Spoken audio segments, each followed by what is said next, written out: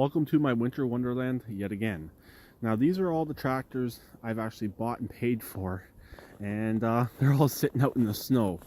This one here was the cheapest out of all of them.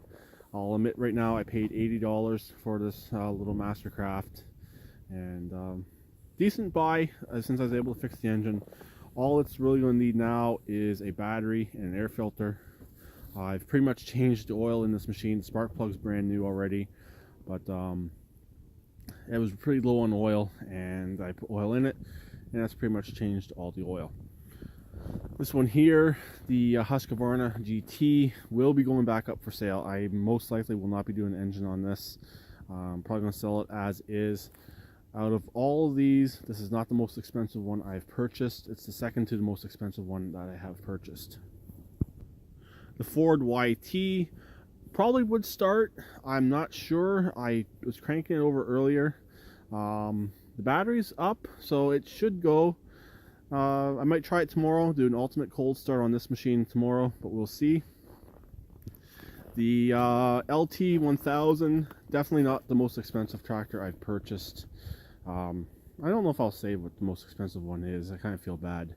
But this machine here just needs a deck put on, most likely need an air filter, oil change, but does not need an oil filter, which is nice. And this machine will be ready to go. Also, it needs deck blades as well. So really, not much needs to go back into this machine to finish it up and get it down the road. Now my workhorse, which is technically a Craftsman LT as well, but it's been through multiple different facelifts, multiple different parts put together.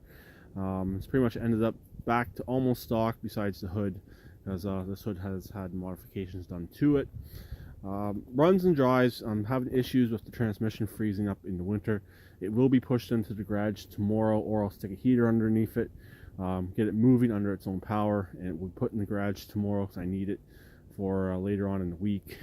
It will start. It might need a little bit of persuasion with some ether, but it will start and run. It's just very cold out here. So, and then last but definitely not least, the Craftsman Racer. No, that's not for this machine. I just have it sitting there so no water gets into it. It's an oil drip pan.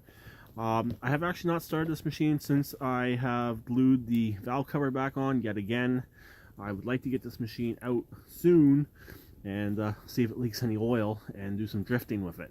But it should start right up. The batteries for it's in the garage. It's the only machine I've taken the battery out of. So I was actually going to get a new battery, but we never got around to doing that.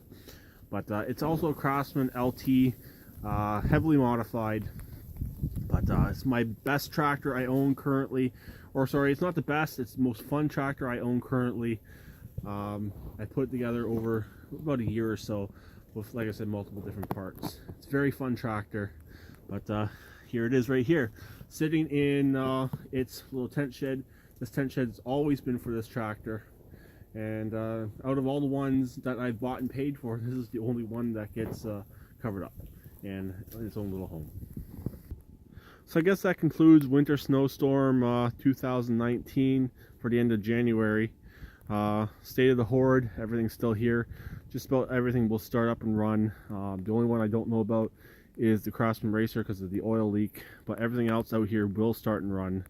And just about everything out here will move, other than this LT Hydro and the LT Plow, since the Hydro, most likely the transmission's froze up on it. It's not fully froze up, it's just stiff because of the oil, and everyone knows what's wrong with that one. So my battery's going dead, so I'll talk to them later. Please keep redneck like always, and please share a comment.